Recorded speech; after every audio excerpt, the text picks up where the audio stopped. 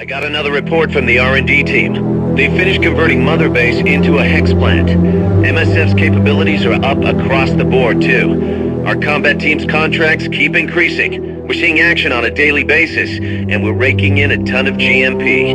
Now this is how a business is supposed to look. At this rate, the sky's the limit.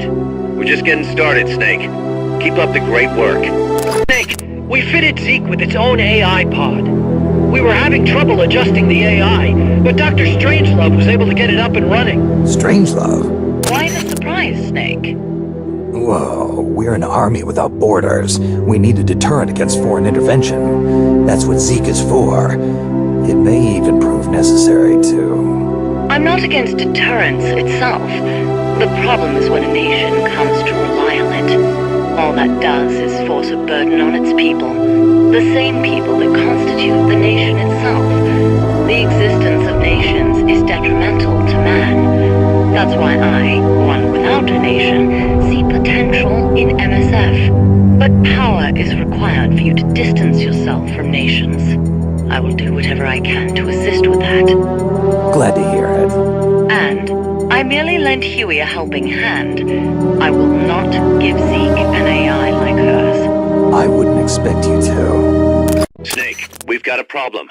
Zadornov's not in his cell. What? He must have used his prosthetic as a blowtorch to cut through the bars, but we've managed to narrow down his location using a transmitter we planted on him. I'm adding a new mission. Find the KGB agent Zadornov. Find Zadornov and bring him back here with Fulton recovery.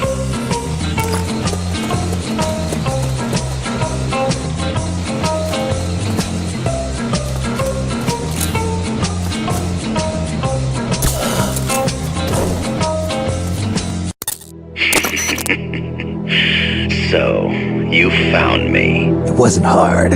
What are you up to anyway? Just going for a stroll.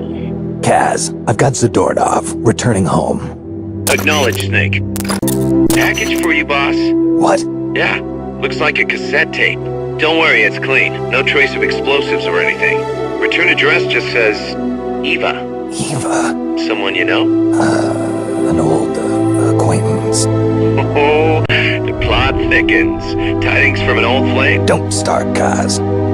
Anyway, I'll check it out later. Okay, just don't go running off after this chick. We can't afford for you to be distracted right now. How's Paz doing? Okay so far. Still shocked about being lied to by Zadornov, but she's actually getting along great with the crew here at Mother Base. Really? That's good to hear. Still, it's gotta be depressing for a girl her age to be cooped up on an offshore plant all day. Even if it is only temporary. I bet she'd love it if you took her out somewhere once in a while.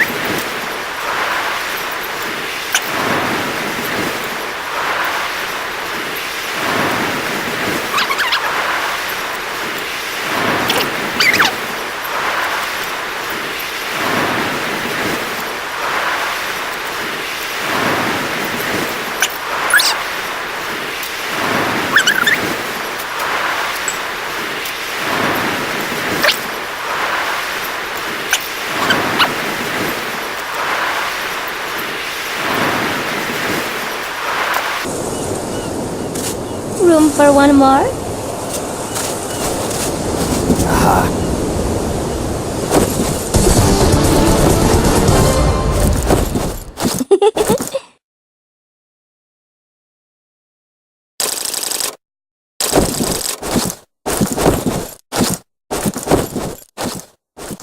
Bad news, Snake. Zadornov's on the loose. What? Again? It's funny. We took away his prosthetic and did a full body check. We even increased the guard. You think you had help? Impossible. Anyway, I'm adding a new mission. Locate and recover Zadornov.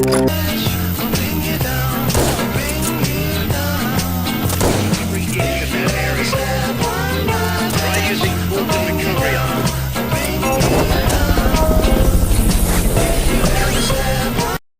Kaz, I caught Zadornov. Impossible. I thought I'd made it. Acknowledged. And appreciated. Snake, Zadornov has disappeared from his cell. What? You're kidding, right? Afraid not. You got a new mission. Find Zadornov.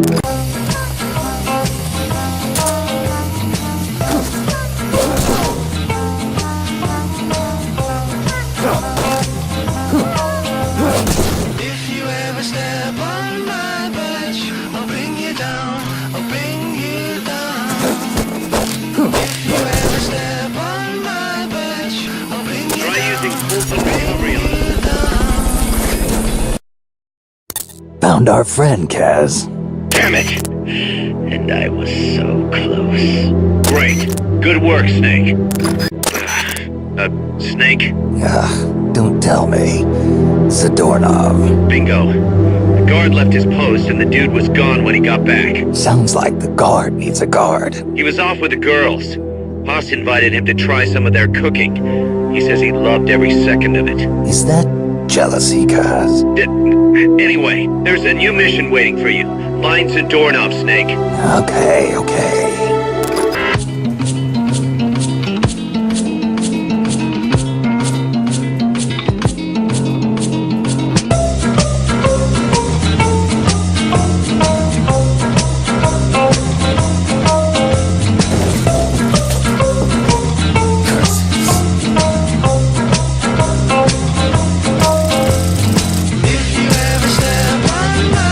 I got him, Kaz.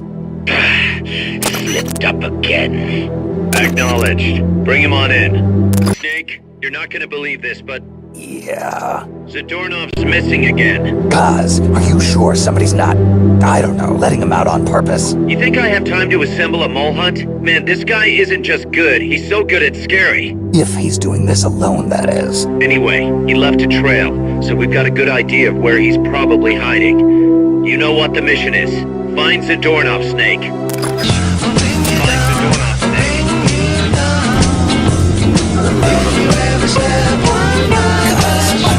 Zadornov, Snake.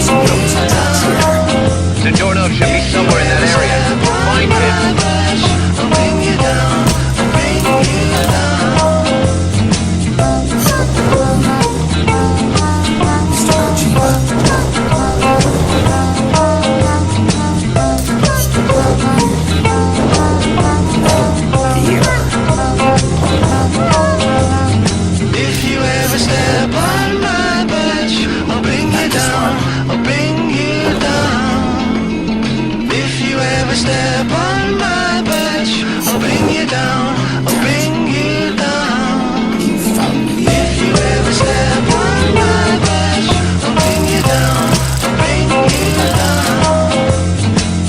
I found him, Kaz. Close, but no cigar. Not for you anyway. Snake, we're coming to pick him up. Snake, Zadornov's done it again. Great. Snake, Zadornov's done it again. Give me a break. Snake, listen. Zadornov's done it again. Come on. I hate to entertain the thought, but this might be an inside job. What the hell's he after, anyway? No clue. Can't imagine he's just out to annoy us, though. You know, it might not be worth keeping him here if he's not gonna join us. You may be right. I thought it might boost our Russian compatriots' morale, but okay. I'll think it over. Let's hope he's just playing hide and seek. I've added a new mission. Go get Zadornov.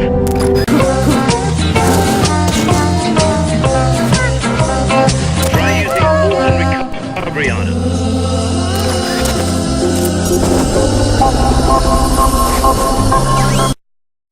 Kaz, I've located Zadornov. Nice work. I knew you would. How could I be so stupid? Snake, I'm proud to announce that preparations for Metal Gear Zeke are complete. We can activate it any time. Got it. Thanks, Huey. No need to thank me. At least now I can finally say I helped you with something. You can use it in outer ops, too. Just select Zeke when you're forming your unit. Be sure to take it out for a field test. Okay. You can change weapons and check memory boards just like before. Use your observations from a field test to make any adjustments. A work in progress, huh? There's something I need to discuss with you, boss. Get to the point, Kaz. We recovered the nuclear warhead that was loaded onto Peace Walker from the bottom of Lago Kosibolka. What? Warheads are radioactive, even if they're relatively stable. If we just left it there, it would contaminate the lake, or fall into the hands of terrorists. Creating another crisis. Right. So while the White House is figuring out how to cover its ass, I thought we'd take some precautions. What did you have in mind? Load it onto Zeke. What? What else would we do with it? Zeke is our deterrent. To protect ourselves from nuclear attack, we need a nuclear weapon ourselves. Of course, if you're not on board, we can always dispose of it. But it won't be easy getting another nuke. This is a golden opportunity. We could always get rid of it later. Load it onto some fishing boat and leave it out in the middle of the ocean. No one would ever know it's there. But if you want to get rid of it, boss, we'll get rid of it. No. Don't. As long as there are nukes out there, we need one ourselves if we're going to be a world power. I knew you'd see it that way, boss. So as long as we stand apart from nations, we need something to put us on equal footing. In a way, MSF is a country itself. And we just became the world's 7th nuclear power. Nuclear power. It, happened again, Snake. Oh, it's the doorknob. What's he got, an escape fetish? He clearly has friends on the inside, but we've got no way of knowing who. Persistent bastard, I'll give him that. Where is he this time? That's the thing. He must have found and gotten rid of the transmitter. We've got no idea where he is. Snake, think you can find him? We can't just let him run around. Makes us look bad. I'll say, since we can't locate him, I'm afraid I can't add a new mission. You know what to do, Snake. Et salut à tous, c'est Noro 299. Et aujourd'hui là, on va se retrouver pour la suite donc de cette petite vidéo après le long intro sur Zadornov, où on va essayer de faire l'avant-dernière mission avant la vraie fin du jeu. Donc avant tout cela, je vais vous montrer une des conditions que j'ai remplies pour avoir la fin. Voilà. Mon Metal Gear Zeke, Zeke, comme vous voulez, est prêt. Bon, personnellement, je pense avoir tout mis. Donc là, bien sûr, le modèle, voilà, j'ai que ça, j'ai que Zeke. L'appareil, j'ai pas d'autres, j'ai pas le Peace Walker par exemple. Voilà, hop.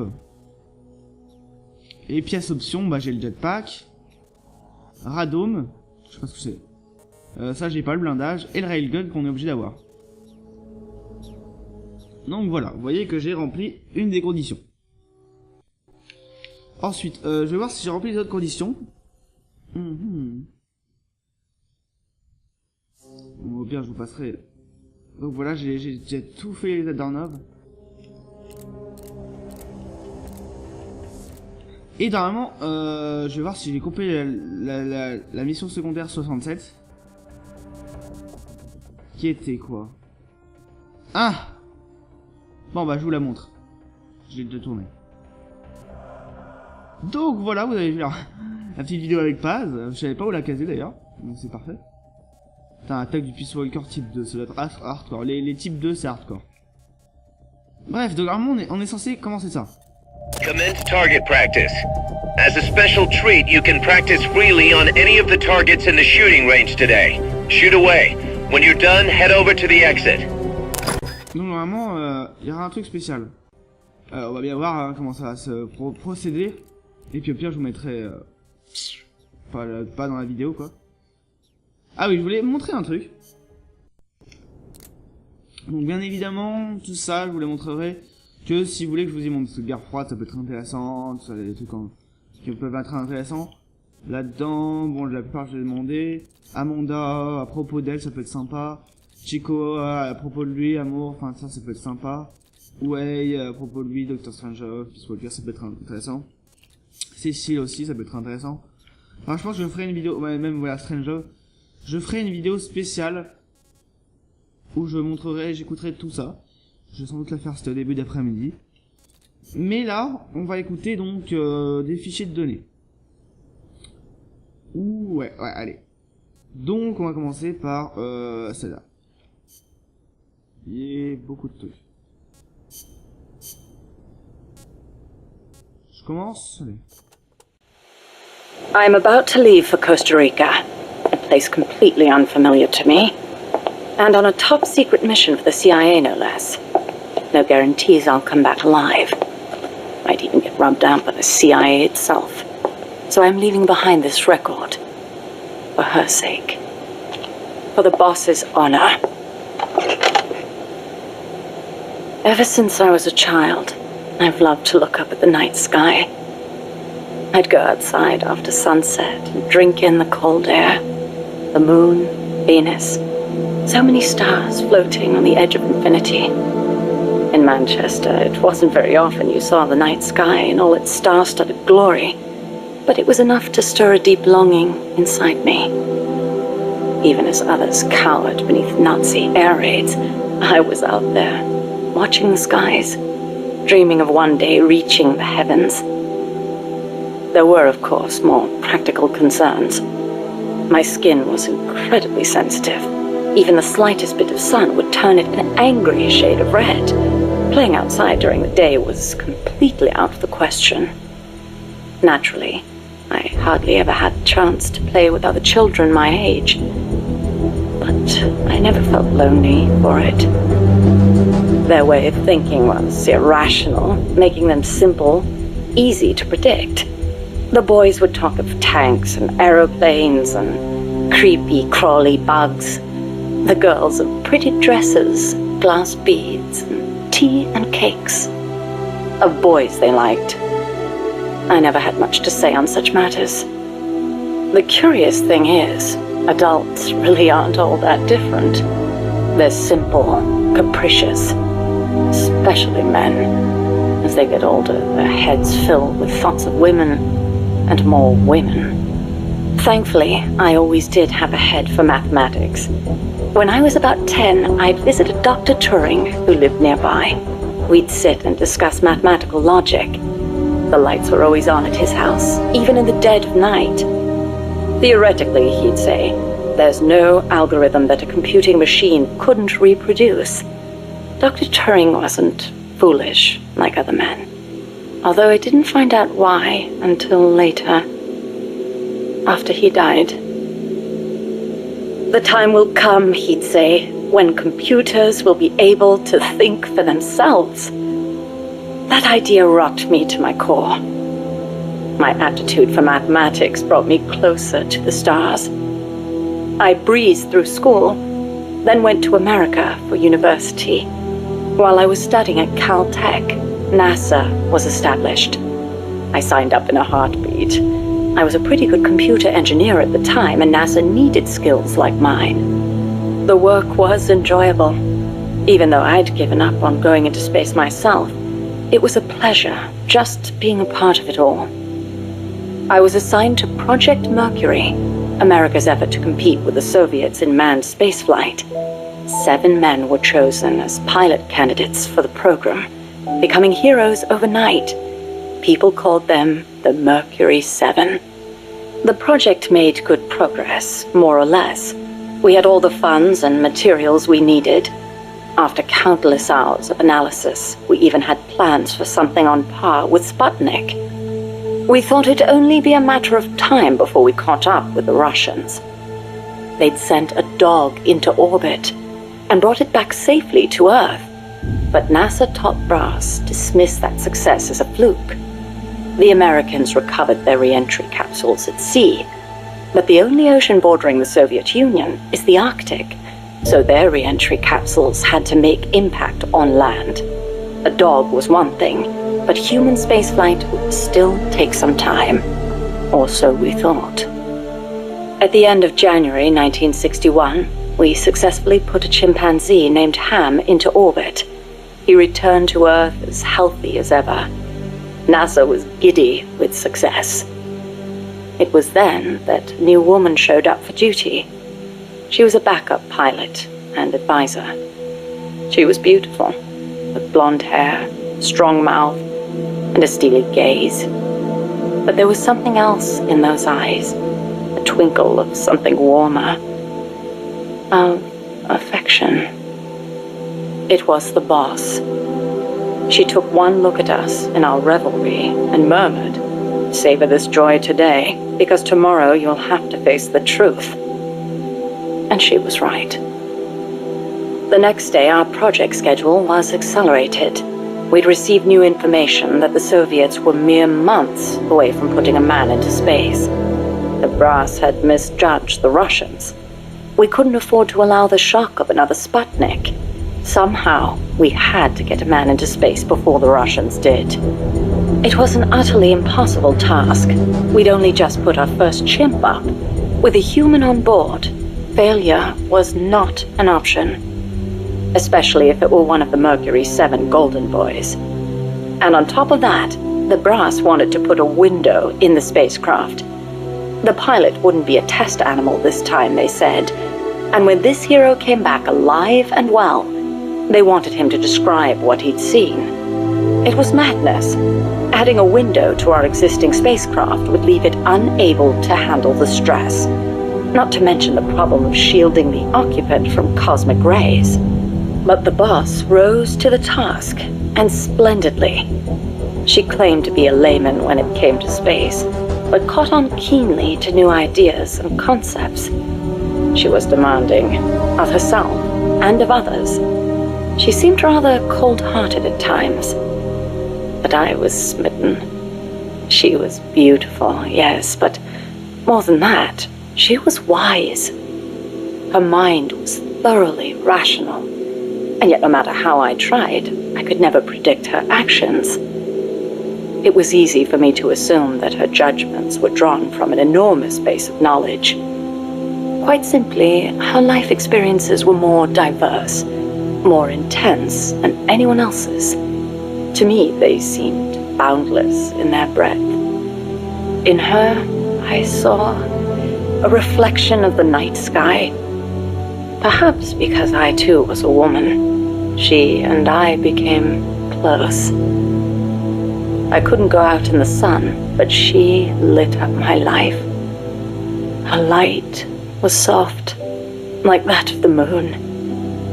I was so happy. With her unerring guidance, the project steadily regained its footing. But one issue remained, the pilot's safety.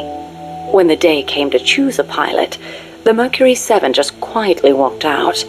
Who could blame them? It was far too great a risk to take. Even if they'd volunteered, NASA would never have let them go. They were national heroes, basking in the media spotlight. There was no way they'd be sent on such a mission. The conference room was silent. Then, slowly, she raised her hand, almost as if acting out a scene from a movie. Eh bien, ouais. Oh putain, c'est super bien. Attendez. Bon, par contre, oui, je suis désolé, je vais faire un truc. Mais waouh, c'est super intéressant. Moi, j'adore ce genre de truc. C'est pour ça que je vais faire tous les fichiers de données. Et après une autre vidéo, je ferai les ceux qui restent avec les chaque mémoire et tout ça machin. Bref, joie. I spoke out against her going, submitting a report stating the ray shielding was inadequate. But the brass's response was brusque. She's already been exposed to a nuclear test in Nevada. She's the perfect candidate. It was completely irrational. Repeated exposure to radiation would only increase the danger. But the government was still reeling from the Soviet success with Sputnik. There was no hope of getting a rational response. They were simply too panicked. People can be so obtuse when it comes to things they can't see. I, however, understood all too well. Just as invisible ultraviolet radiation scorched my skin, heavy particle radiation from space would cause irreparable harm to human tissue. In a word, she was expendable. It was during the boss's pre-flight checkup that I noticed something strange on the X-ray of her skull. Part of the right hemisphere of her brain was damaged. It seemed inexplicable, given her keen intelligence and amazing physical prowess, but there it was, and I decided to report it. I hoped that perhaps my discovery of a physical defect would result in the flight being cancelled. But as I went to make my report, she stopped me. "Why?" I demanded. "How can you let yourself be their guinea pig?" Ignoring my protests, she took me up to the roof of the lab. The night sky was ablaze with stars. It was there that I learned how she had wounded her head. 1943, Los Alamos. She was serving with the Special Forces when she received new orders. A German spy had infiltrated the Manhattan Project, which aimed to build the world's first atomic bomb. She was to eliminate him. His name was John von Neumann, a mathematician with superhuman computational abilities and the designer of the explosive lens. The Manhattan Project was a top national priority, security accordingly tight. The guards couldn't be allowed to know what was going on. She'd have to slip past them and make the death look like an accident. It should have been an easy enough mission, but just before the operation, she received unexpected news. A new life was growing inside her. She was overcome with joy, and for one brief moment, it clouded her judgment. She accidentally got into a shootout with the guards, and without thinking, protected her belly. She was shot in the head. The bullet only grazed the surface of her brain, but the tissue around the wound was destroyed, leaving her in a coma. She wasn't given much chance of recovery, but 3 months later, she woke up. Within 6, she was able to move around as if nothing had happened. It was functional compensation. The other parts of her brain took over for the part that was lost. It made logical sense, but such a full recovery was nothing short of a miracle. Perhaps her superhuman willpower made it possible. Or perhaps my body knew it had to survive for the sake of my unborn child. She smiled as she said that. I understand how she must have felt. Some have taken to calling me Ms. Left Lobe, she said, because I'll do anything for the mission. She was tough, yes, but she had feelings too. I knew that better than anyone else. As it turned out, von Neumann wasn't the spy. The assassination order was a deliberate bit of misinformation planted by the Russians. She had been deceived. The Eastern and Western camps were united on one point: opposition to the Nazis. The Allies needed to develop that bomb before Hitler did. But in looking ahead, the Russians found the Manhattan Project's progress a little too quick for their liking. Mass production of a uranium bomb, like the one that was eventually dropped on Hiroshima, would be difficult from a material perspective. But a plutonium bomb, once perfected, could be mass-produced and eventually even miniaturized. And Moscow did not like the idea of America having that kind of head start. Explosive lens technology was critical to the plutonium design, so the plan was to get rid of its pioneer, von Neumann. And when that plot came to light, the US and the Soviet Union parted ways for good. It was one of the rare cold nights in Florida. She put her arm gently around my shivering shoulders. As I listened to her voice, I was wrapped in her soothing scent. I felt as if I were dreaming. Even in failure, she seemed perfect. Oddly enough, the failed assassination attempt helped preserve America's edge.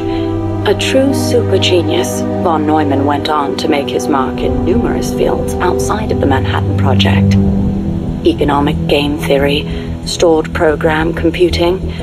Almost all computers today use stored programs, the so-called von Neumann architecture. His death would have set back computing 10 years, and I wouldn't be at NASA doing research. I wouldn't have been there in her arms that night, I thanked the fates for giving me that chance. But then she said something unexpected. I should have killed von Neumann when I had the chance. Why, I asked. Wasn't the order a Soviet plot? I looked up at her as she began to explain. Yes, von Neumann was innocent, and killing the innocent is a grave crime. But I can't help but wonder, had I succeeded, what would the world be like now? Even without von Neumann, the explosive lens would have eventually been developed. Von Neumann architecture, too. But she seemed to believe that if progress had been put off for a few years, then perhaps East and West would have had a chance to work hand in hand. I'd never considered such a possibility, but her tone was confident, assertive. It was as if she intended to make the two superpowers shake hands herself. The explosive lens was developed too early, spawning a Cold War and an endless nuclear arms race, she continued. That mission sprung from deceit, but maybe it was divine providence too. It was like she was speaking to her own child. Her large, warm hand was on my head. I failed the mission because I let the mother in me take over. I should have killed him, no matter how great the guilt. If I'd killed him, I might not have prevented Hiroshima, but maybe I could have saved everyone in Nagasaki. I looked up at her and saw her looking up too, up at the starry sky. Her face showed only deep remorse. It was as if she'd convinced herself that she alone was responsible for creating this twisted world. But that's no reason for you to sacrifice yourself for this. I knew I'd never dissuade her, and yet I still clung to hope. I know you're concerned, and I thank you, but I have to be loyal to the end. And then she smiled at me. Loyal to the end. Loyal to what? I asked. But she didn't answer. Oh, c'est beau.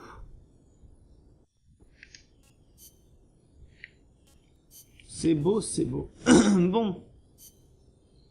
Simulation de l'opération cinématique. What the fuck? Mais en fait, on apprend des trucs super importants dans ce fichier de données. Enter simulation date. August 24th. Location. Selinoyarsk, USSR. Mission. Support a covert agent whose objective is the rescue of a nuclear weapons scientist. Who is the agent? Your student. Your most beloved. Acknowledged. Define current mission progress. With your help, the agent has successfully made contact with the target. All that's left is to wait for recovery. Now, deduce the best course of action. I take the scientist away from the agent. What for? As a gift when I defect. Why are you defecting? To reform my special forces unit with my former comrades in arms. No, I don't want to know your objective. I'm asking for the reason. Why are you betraying your country? I do not defect in order to betray America. Betrayal is merely the outcome of that defection. Response time is always slower here. Perhaps she lacks confidence in her judgment. You're a hero in the West. Why should the Soviets trust you? In addition to the scientist, I provide them with a portable nuclear warhead in order to win the favor of a Russian GRU officer. And then you launched it. Launched? The nuke? Me? That's right. At a target inside Soviet territory. Nuclear weapons make my blood run cold. They blot out the future. How could I? Karma. Is it my karma? The karma my mistake has brought upon us? My... Attention. Discontinue forward reasoning. Cross-check with knowledge base. Affirmative. Cross-check complete. Revising conclusion as follows. I steal the new weapons developed by the scientist and then launch the nuke at the Weapons Design Bureau. Forward and backward reasoning are in conflict. Attention. Return to forward reasoning. Affirmative. Your apprentice returns for the scientist. I send him away. He doesn't give up. I send my comrades to defeat him. All of them fail. Even the GRU officer who oversaw your defection is defeated by your apprentice, along with a new weapon. Now, what is your course of action? I fight him. Why? With your GRU patron dead, there's no reason for you to fight. Why not just run away? I must fight him. I do not see the reason. With a soldier of your caliber on his side, how could the GRU officer be defeated to begin with? Did you betray him too? I've been waiting for a long time. You could switch allegiance from GRU to KGB and take the remaining nuke as a gift. There's no chance they wouldn't welcome a hero of your stature. Drift away. My place is with them now. I didn't ask you that. Give me the basis for your reasoning. Tell me the truth. Politics determine who you face on the battlefield. Why won't you answer me? It's like you were just waiting for him to kill you. I was disloyal. Betrayed my country. I deserve to die. How can you say that? You can't be a traitor. You're not that kind of person. Kill me. Kill me now. Stop it! Stop it! Attention! Discontinue reasoning. One must die, and one must live. Stop it, damn you! Discontinue! Life's end. Isn't it beautiful? Shut down! Always in the same place. Her reasoning goes haywire. Someone holds the key. Perhaps it's him. And I'll get it out of him. One way or another. C'est magnifique, je comprends mieux pourquoi elle a torturé Snake, elle voulait savoir pourquoi. Elle a été loyale jusqu'à la fin parce qu'on lui avait demandé pour que, et je sais même plus trop pourquoi, parce que ouais, c'est le missile Volky n'était pas censé le tirer, donc du coup, et à la base elle devait récupérer l'héritage des philosophes et tout ça, mais donc du coup elle a dû se faire passer pour une traître, et elle a passé l'héritage à Big Boss. Et la dernière mission de The Boss, le débriefing d'Iva. Ah oui, le débriefing qu'on entend à la fin de Metal Gear Solid 3. Bon, c'est ça. She told me everything. Why did she open her heart to me like that? At the time, I couldn't understand it. But now, I think I do. Snake, she wanted you to know the truth. She chose me to tell you. That's why she saved my life. I've lied to you so many times, but not this time. My orders from the government were to obtain the legacy and to eliminate everyone who knew the truth about what happened. In other words, I'm supposed to kill you. But I can't do it. Not because we loved each other, and not because you saved my life, but because I made a promise to the boss. And I intend to keep it. I just wanted you to know. And you have to live. Snake, listen to me. She didn't betray the United States. No, far from it. She was a hero who died for her country. She carried out her mission knowing full well what was going to happen. Self-sacrifice, because that was her duty. The boss's defection was a ruse set up by the US government. It was all a big drama staged by Washington so they could get their hands on the philosopher's legacy. And the boss was the star of the show. They planned it so that they could get the legacy that Colonel Volgan inherited and destroy the Shagohod at the same time. Only a legendary hero like the boss could have earned Volgan's trust. Finding out where the philosopher's legacy was hidden was to be her greatest mission. Everything was going according to plan. But then something happened that no one could have predicted. Colonel Volgan fired an American-made nuclear warhead at Sokolov's research facility. Khrushchev demanded that the US government provide proof that it wasn't involved. They couldn't just abort the operation to steal the legacy. So the operation itself was greatly expanded and revised. The authorities in Washington knew that in order to prove its innocence, they'd have to get rid of the boss, and that one of their own would have to do the job. The public couldn't be allowed to find out about it. Not ever. This, they concluded, would be the best way to keep the whole thing under wraps. The boss wouldn't be allowed to come back home alive, and she wouldn't be allowed to kill herself. Her life would be ended by her most beloved disciple. That was the way the government wanted it. That was the mission she was given, and she had no choice but to carry it out. Her death at your hands was a duty she had to fulfill. Out of duty, she turned her back on her own comrades.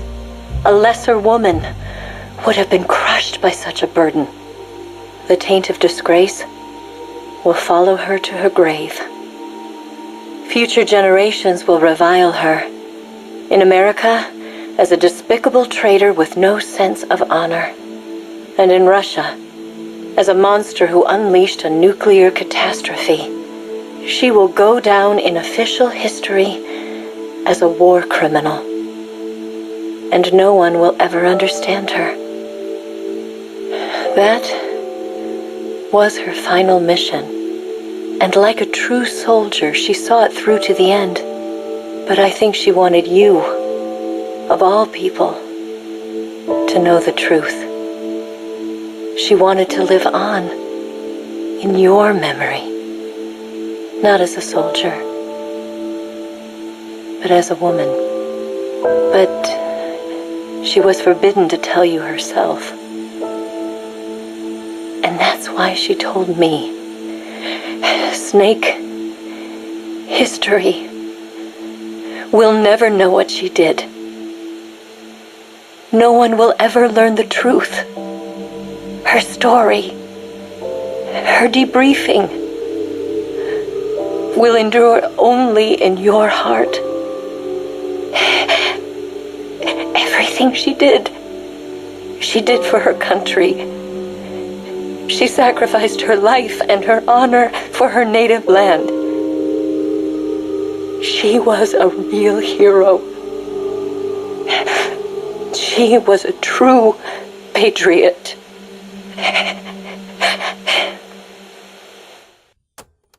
Exactement les mêmes mots qu'à la fin de Metal Gear Solid 3. C'est beau. Et maintenant, on va écouter le message d'Iva qu'elle nous avait donné. Et putain, mais tu sais où il va. Fuck it, hein. Hello, Snake. It's been a while, hasn't it? I hear you've been causing quite the ruckus in Nicaragua. Nothing much to report from my end. The legacy's being put to good use. Or so they tell me. But enough with the small talk. There's something I need to tell you. You saw the photo that came with this tape, right? The boss gave that to me 10 years ago. I'm sorry, I should have told you sooner. I probably should have told you right away. But sending it to you hasn't been an easy decision to make. It's taken me 10 years. Once you've heard what I have to say, you'll understand why. That photo belonged to her. I know what you're thinking. What does she have to do with this? You've probably seen it 100 times in the press already. Obviously, it's of the Mercury 7, the first group of American astronauts, the heroes of Project Mercury. But there were actually 8 people in that photo. One of them was edited out, erased, without a trace. That 8th astronaut, the one airbrushed out of existence, that was her, Snake. Now why did they need to keep her existence a secret?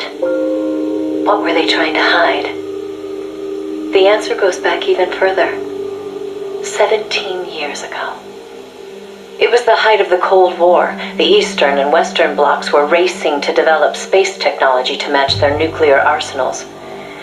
In 1957, the Soviet Union launched Sputnik 1, the first artificial satellite. The Americans were stunned. They'd been led to believe their country led the world in science and technology. That shock quickly turned into fear. If the Russians had the know-how to launch a satellite into space, they could use it to launch a nuclear missile too. Frantic, the US threw everything it had into the space race. The following year, the Army succeeded in launching the first American satellite, Explorer 1. The National Aeronautics and Space Administration was established that fall, and Project Mercury with it. The goal was to send a man into space, and 7 men were chosen as pilot candidates. The media dubbed them the Mercury 7. They were immediately hailed as national heroes, icons of Western space exploration. But after Explorer, America suffered a series of failed rocket launches. Desperate, the government made a fateful decision. Unable to wait for its space program to mature, they'd steal the Soviets' technology, at the same time sabotaging their space program. You know better than anyone how hard a mission that was. The Soviet space program was shrouded in secrecy. Recovering that information would be no easy task. Using the help of an insider, they'd insert a sleeper agent into the research institute, or else recruit one of those insiders to do the job for them. And, if necessary, the mission leader would have to go in and sort things out themselves. Someone was needed with experience, knowledge, and superior intuition. And the only one for the job was the boss. The president himself asked for her by name. He needed someone who could be trusted with the fate of a nation. Who else to turn to but the hero of the Second World War? It was June 1959. So you see, Snake, that's why she left. That was the top secret mission that took her from you. But her selection ruffled a few CIA feathers. They didn't appreciate the president going over their head like that. The mission was tough enough already, and now the CIA was dragging its feet.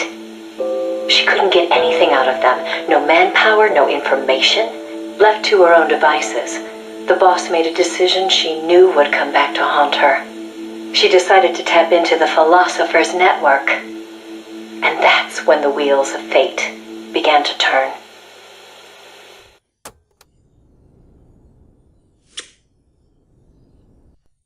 Eh bien, c'est pas fini.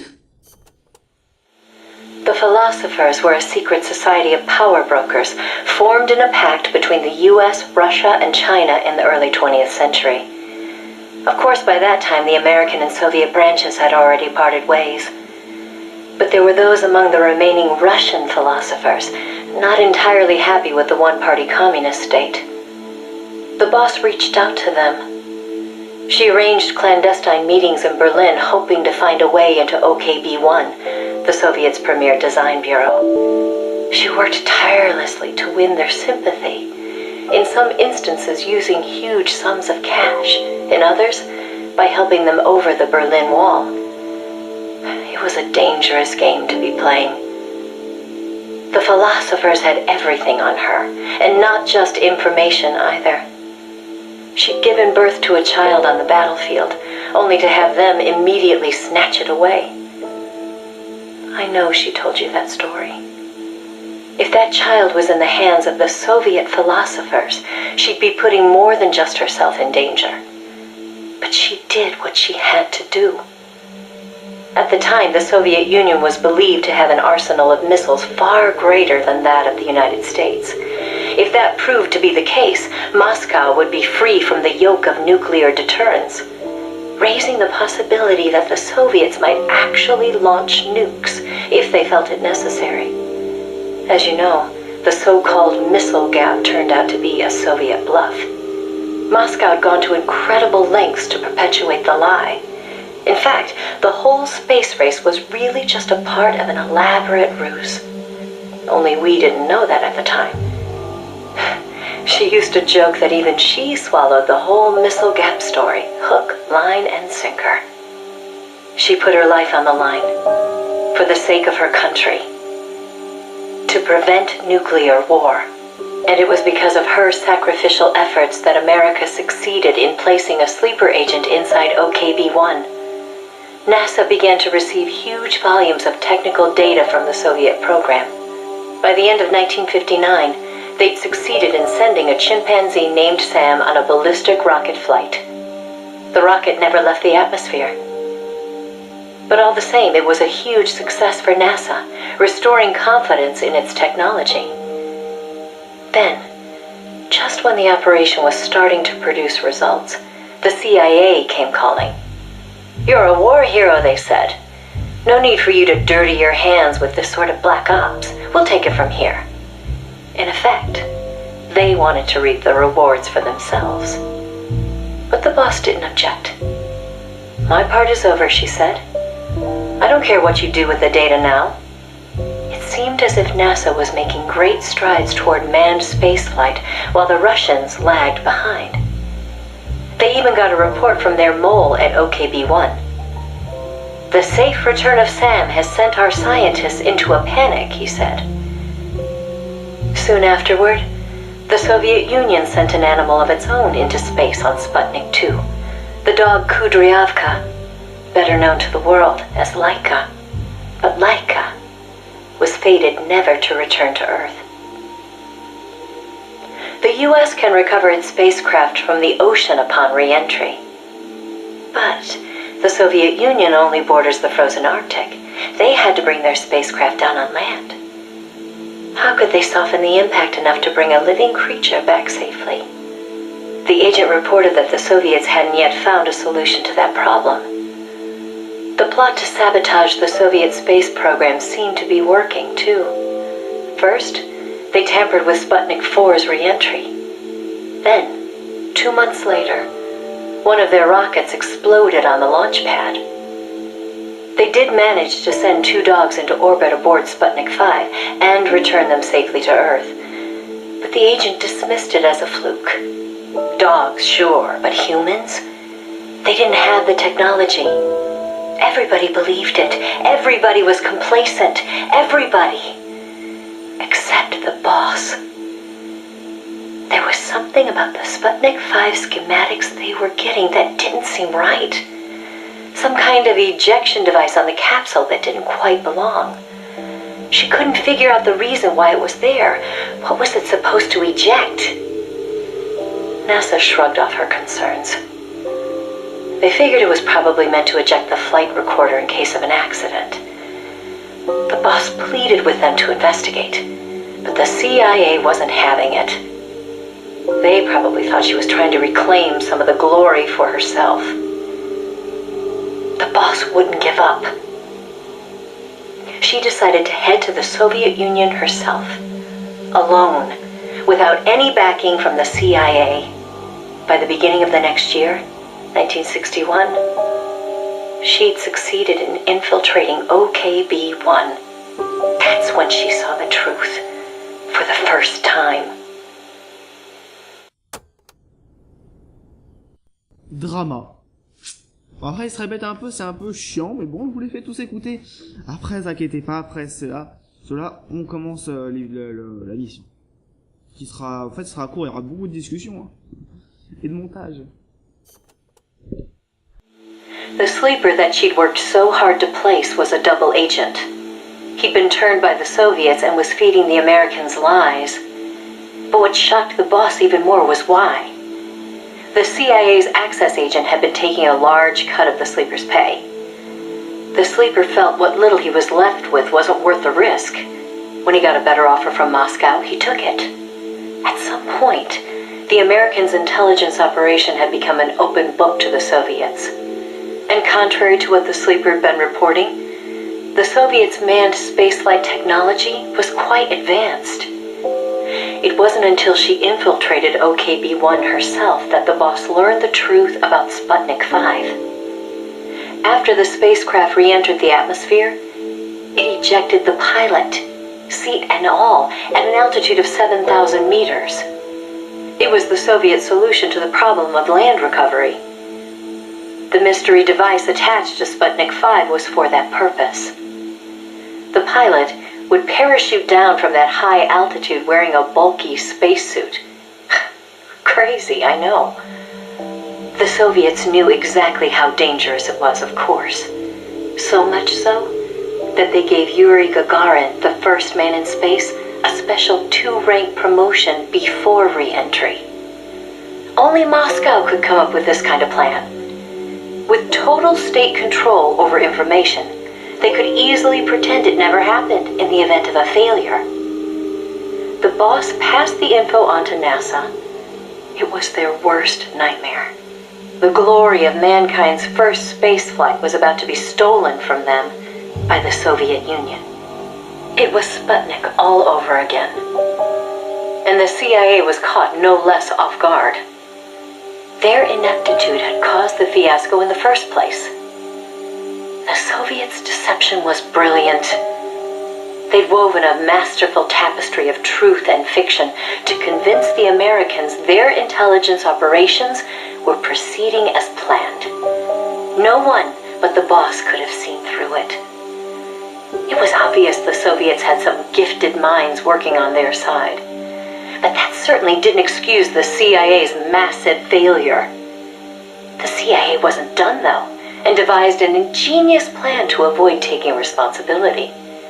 Luckily for them, a new president had been elected the previous November, John F. Kennedy. As he didn't know the case history when taking office, the CIA was able to feed lies to his new administration. They masked their own failures, placing the blame squarely on the boss's shoulders. After all, she'd selected an unreliable sleeper. They claimed she'd failed to make use of one of the most effective means of controlling a sleeper agent's actions: holding their family hostage. The boss was well aware that would have worked. She told me so later, but she couldn't bring herself to do it. It seems clear it had to do with having her own child taken. She could never inflict the same pain on anyone else.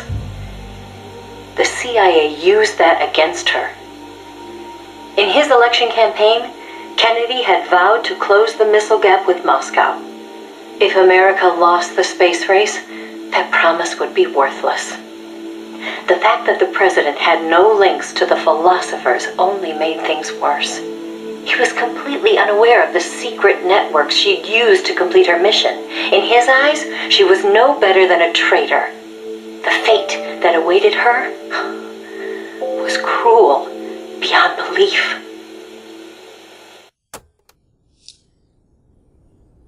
C'est long, mais intéressant. Il en reste plus que 4, allez. The order came down from above. The boss would take the official blame for the sleeper's betrayal. More so, she'd serve as the guinea pig for NASA's manned spaceflight program. By then, NASA had gotten as far as sending a chimp named Ham into space. Now came a whole battery of ground tests to pave the way for a human to take its place. High-G tests, zero-G tests, spacesuit tests, simulations and pressurized oxygen environments. Some of the tests were highly dangerous, too dangerous for the Mercury 7, who were by then already media darlings. So the boss was made to stand in for them. She could have refused the order, argued her side of the story against the CIA, but she didn't. The way she saw it, her military experience made her a potentially valuable asset to those tests. She felt it was her duty to accept. She soon proved herself right. The boss was more than just a guinea pig. She drew on her experience to give the staff focused advice exactly where it was needed. NASA's space program took off again. At the rate they were going, putting a man in space seemed within reach. The higher-ups at NASA were impressed with her talents. They took to calling her the 8th astronaut, the Mercury Lady. The photo I sent you was taken around that time. I suppose maybe they were planning to use it as propaganda, the world's first female astronaut. But then, just as things were looking up, they hit a new snag. The government told them to add a window. There were no windows in NASA's spacecraft back then. Ham never saw the stars around him. But Washington insisted. Their sources told them Soviet spaceships had windows. Space exploration as a form of propaganda in itself. After all, what was the point of sending a man into space if he couldn't tell the world what he'd seen? Most of all, though, they simply couldn't have the Russians doing something they couldn't. It was sheer madness, and everybody knew it. NASA was already facing impossible deadlines. Now they were adding yet another element of uncertainty to the mix. Installing a window would both weaken the spacecraft and make it harder to shield the occupant from cosmic rays. They weren't about to put their Mercury 7 golden boys in that kind of danger. So the boss was chosen as the pilot instead. Even if she made it up into space, she was given less than a 20% chance of returning to Earth alive. But she took it in stride, even helping them make the necessary design changes to the Mercury capsule. It was like going to work every day at NASA to make her own coffin. Then, without warning, the US received intelligence that the Soviets had moved their Vostok spacecraft to the launch site. The launch was set for the following day, April 12th, 1961. Et on va le savoir après. Alors, il met du suspense, Hideo Kojima. America couldn't let the Soviets beat them with Vostok. NASA was forced to cut short the testing process and move the launch date up. They pulled out all the stops to get it scheduled for the earliest hours of the next day. The spacecraft would be launched from Cape Canaveral in the dead of night. For the flight path, they chose a course that would take her as far east as possible. She'd be able to see the Earth in daylight from the window, at least for a little while. The boss climbed into the Mercury capsule, having completed less than 80% of the regular flight procedures. Both the timing and the flight path were risky, and testing was far from complete. But NASA had no other choice. The boss, for her part, never expected to come home alive. She was going on a one-way trip, the American version of Laika the dog. And yet she went all the same. Someone has to be first, she said. If fate has chosen me, then I accept, for my country, for the balance of the world. That's how she saw things. My chances may be slim, but I'll take them. I've accepted my fate. If anyone can get through this, I can. Then, on April 12th at 1:30 in the morning, the boss entered space. It was nothing short of a miracle. First, that she'd made it in an incomplete spacecraft. And second, that her flight coincided almost exactly with Gagarin's. As the sun rose over the horizon, and cosmic rays began to bombard her through the window, she saw the Earth. I think you've heard the story before. It was a world without borders, a perfect jewel. All nations, all ideologies. They seemed so far away. It almost made her laugh, knowing that they'd risked so much to beat the Soviets by a few short minutes. If she'd seen Vostok from her window, she probably would have waved. But the two spacecraft were destined for very different fates. Gagarin circled the Earth and returned to the Soviet Union, safe and sound. The Mercury capsule, on the other hand, deviated from its planned re-entry angle. The addition of a window had thrown the capsule's aerodynamics off balance. The boss's coffin veered wildly off course and began to plunge earthward. Ah, ça devient de plus en plus intéressant. Au début, je trouvais que ça un peu chiant, le message d'Iva, mais là, ça devient plus intéressant. J'ai envie de savoir la suite. The course deviation caused the capsule to miss its splashdown point by a wide margin. It didn't have enough time to decelerate before crashing into the sea. The force of the impact shattered the spacecraft before it started to sink like a stone.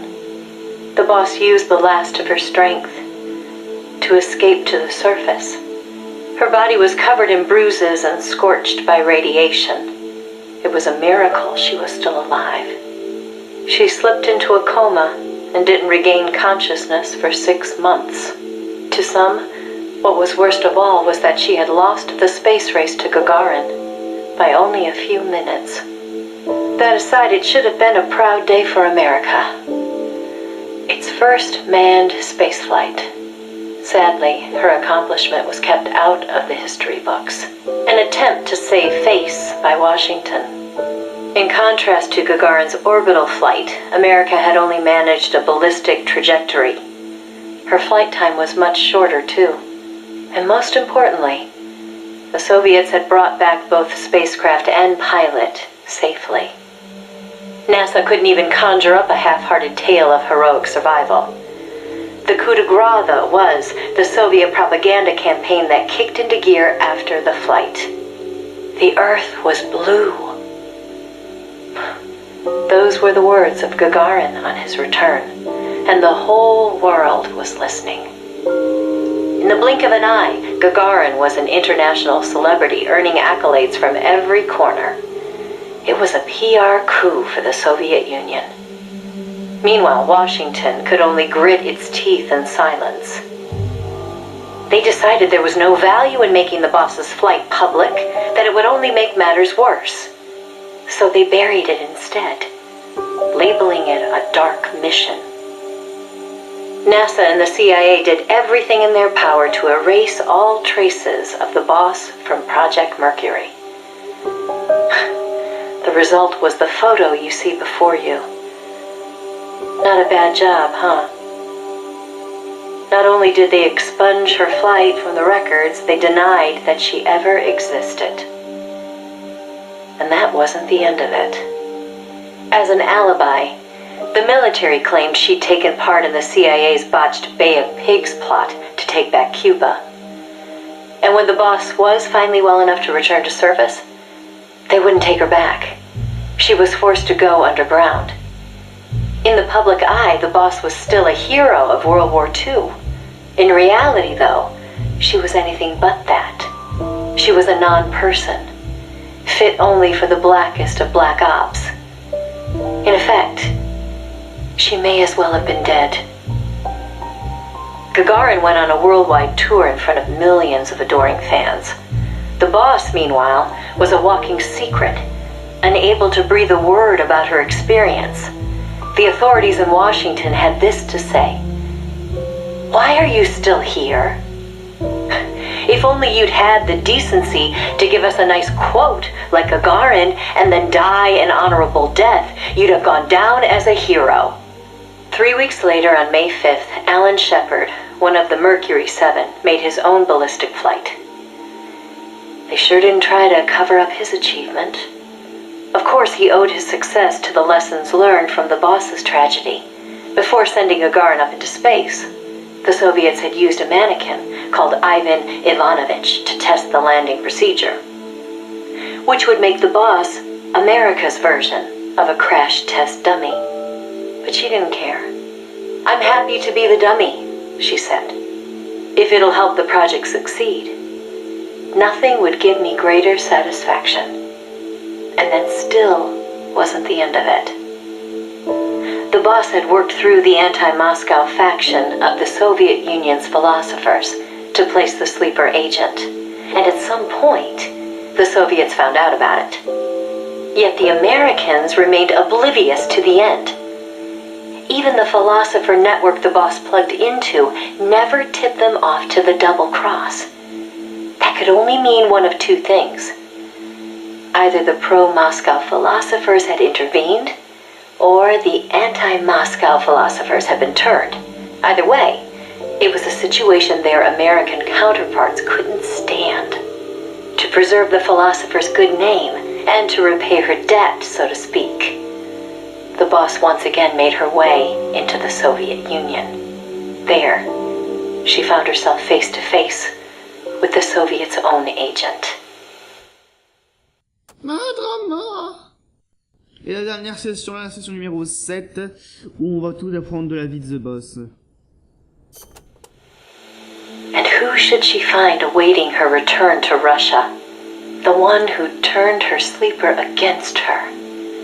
Who'd fed them lies all this time. It was her former comrade in arms. The father of her child. The man known as the Sorrow. He didn't know it was the boss who'd sent the sleeper. Or to be more precise, the Soviet philosophers never told him. Former lovers, forced to fight to the death. One would live and one would die, she told me. That was the revenge the Soviet philosophers had in store for me. If both of them survived, their child would suffer in their place. They were left with no other option. The boss shot him. He offered no resistance. When she returned from the Soviet Union, there was no place left for her to go. She'd sacrificed everything. Everything. For her country. And in return, they treated her like a dead woman. She was made a scapegoat for no good reason. Only because power had changed hands in Washington. Any lesser being would have long since cracked. It was then that one of her old SAS comrades reached out to her, Major Zero, and so Fox was born. She undertook a mission that, well, you should know better than anybody. You are a part of it. 20 days after Shepard's flight, President Kennedy announced that America would put a man on the moon. Without the intelligence the boss obtained, America's space program would never have caught up. Armstrong and Aldrin might never have walked on the moon, but the Americans' gain had cost the boss her health, her honor, and the man she loved. The word tragedy doesn't even begin to describe what she endured. The Soviets continued their manned space flights, and in 1963, Valentina Tereshkova became the so-called first woman in space. It's said they took their cue from NASA's long-buried Mercury Lady project. And so that, Snake, is the mission that kept her away from you for so long. Now, I know what you're thinking. Why not use me as her agent? She knew I'd never even think of betraying her. I think it's because she didn't want to drag you into it. She probably knew what was going to happen. To complete the mission, she'd have to turn to the philosophers, and once she did that, whatever came of it, there'd be a price to pay. No one understood that better than her. So please, Snake, let it go.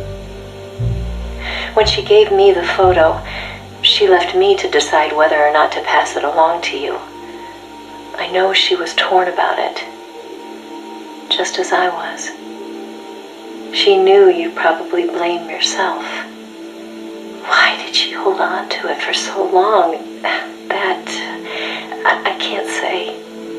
To remind her of how much it hurt to be erased. She wasn't that kind of person. No. I think she meant it to be a message to you. She had her identity, her life, taken away. But she wanted you, of all people, to know the truth. Snake, you've probably already figured this out, but it's no accident that I'm only now sending you something I've withheld for so long. A little bird tells me you recently made a big decision. You and the boss are different people. I understand that. And I'm not trying to second guess you. I simply wanted you to know what she saw, how she felt. That's all. Keep it with you, Snake. Keep it deep inside. Don't ever forget the path she took. Because you and I are the only people on this earth who know the truth. Boss, I'm sorry, but I can't.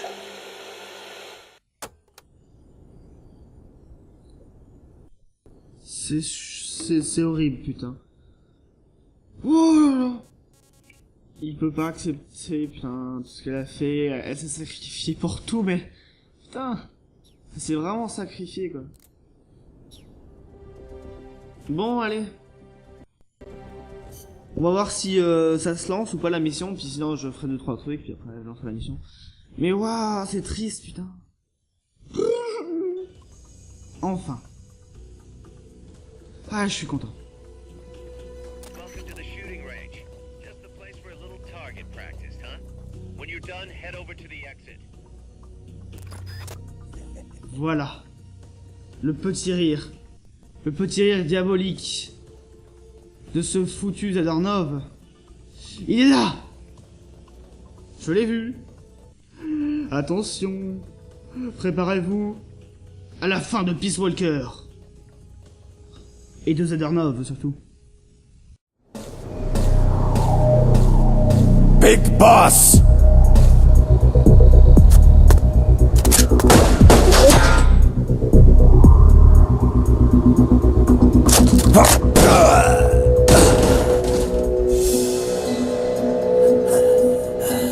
My work is done. What are you talking about? V for victory. Rocket peace.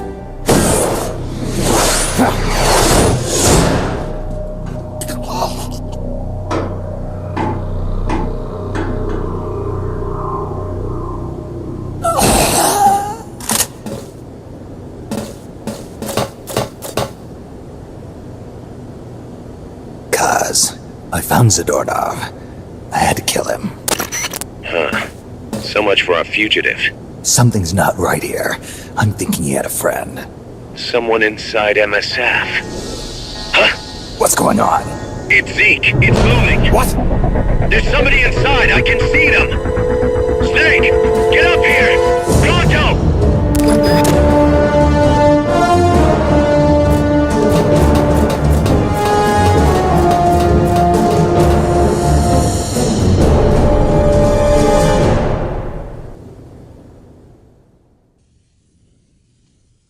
Qu'est-ce qui se passe? Qu'est-ce qui se passe? Mon Dieu, sera-ce la fin?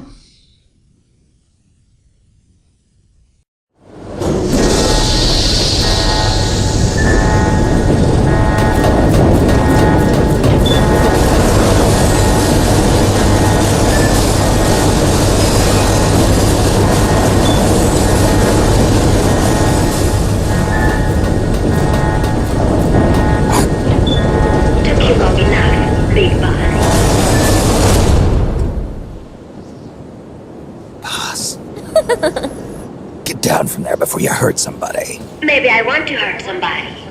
What's going on? She's not herself. Oh, I am myself, all right. My true self.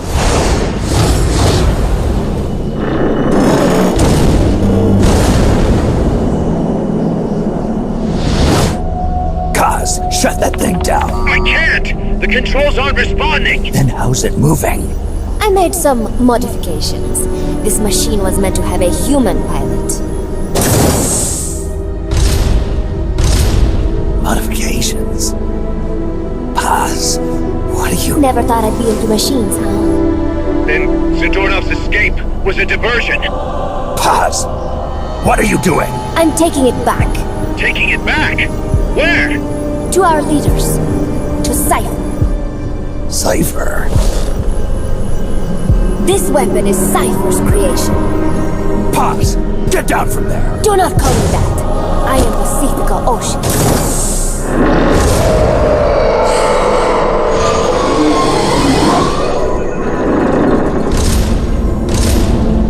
My name, my age, my mission. Cypher gave them all to me. My entire life has but one purpose. To carry out Cypher's plan. The nasty tobacco, the angel of peace crap, the whole thing with a dream routine. I am through with all of it. Pause! You I can't! told you not to call me that. It makes me want to puke. Everything is gone exactly as we planned. Now the Real Peace Walker project is finally about to reach its goal. The real project.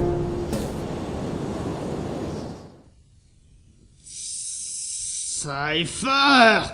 Major Zero! Once upon a time, there were two young men who idolized a hero called the Boss. One day, they suddenly lost the point of origin. This Cypher, that was like a mother to them. Unable to come to terms with their sorrow, they each decided to carry on the will of their hero. But they could not agree on what that meant. In the end, they became bitter enemies, and the Zero from which they both started was split into two. And you have been on the wrong path ever since. There is no happily ever after waiting for you in the end, unless you obey the will of Cypher. Where does an army without borders call home? A state without borders, of course. A world without borders. A world without borders. The Cold War order is about to collapse. The age of electronic intelligence is about to begin. The NSA, CSS, NRO, DIA, etc., etc. The intelligence community that has long bickered amongst itself will be united in a world governed by electrons. Cypher will gather all information, watching over the world and guiding the will of its people, all while they remain blissfully unaware. There will be no one to oppose them. For the first time, the world will be ruled by a single will. Until the new order is in place, you and your army will be the force that protects it. You will be Cypher's deterrent, pulling the wool over the eyes of the old order with your charisma and military prowess. Accept our offer, and we will allow you to retain control of MSF and Zeke. That's an offer. The boss threw down her gun, and with it, her life's calling. You, her disciple, have never been able to do that. You are too afraid to let go. I was made to fight. I am a gun. Is that so? Then what do you call this? Is it a gun too? You are a lousy liar. Admit it. This thing is a monstrosity, a product of your own fear. But not Cypher. Cypher thought of something different. Cypher's going to control guns. Control guns. That is right. Not deter, control. It is the ultimate approach to the illusion of peace. Control power. You're gonna be disappointed. Then we are done. Thank you for playing. Better luck next time. The offer is rescinded. And now the ultimatum. Zeke is already in nuclear strike mode. What? I'm taking the weapon you built and using it to launch a nuclear strike on the east coast of the United States. You're insane. What are you after? But wait, here is your consolation prize. We are about to show the world just how dangerous a gang of outlaws, an army without borders, can be. You and your men will become pariahs, and you will be wiped off the face of the earth. Rather than heroes, you will be seen as a well-armed extremist cult prone to indiscriminate outbursts of nuclear aggression. You will give rise to a new world order, an age of deterrence defined by its fear of extremist cult influence. Do you like the picture I am painting, Big Boss? When all is said and done, peace is nothing but a fantasy. A game is a game. You either win or you lose. All you can do is fight. Stop me if you can. The peace sign is the V of victory. Say, peace.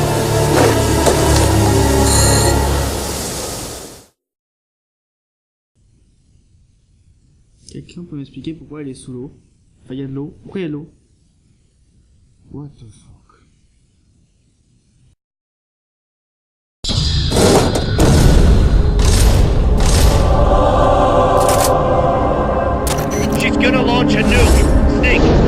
to stop her, whatever it takes. Awaiting your orders.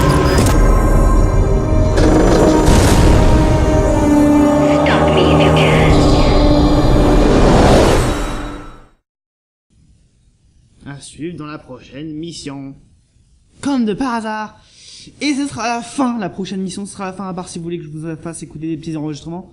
Ce sera la fin de mon let's play. Vous pouvez afficher ma main. Ah, c'était une des photos que j'avais prises. Et ce sera la fin de Peace Walker. Bon bah voilà.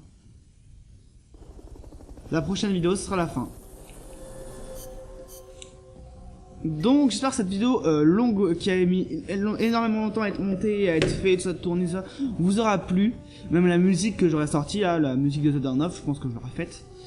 Et sinon, sur ce, je vous dis salut à tous, c'était dans 299, on se revoit prochainement pour la fin de Metal Gear Solid Peace Walker. Ensuite, on parlera de tout ce qu'il y aura après dans la vidéo prochaine. Allez, salut à tous!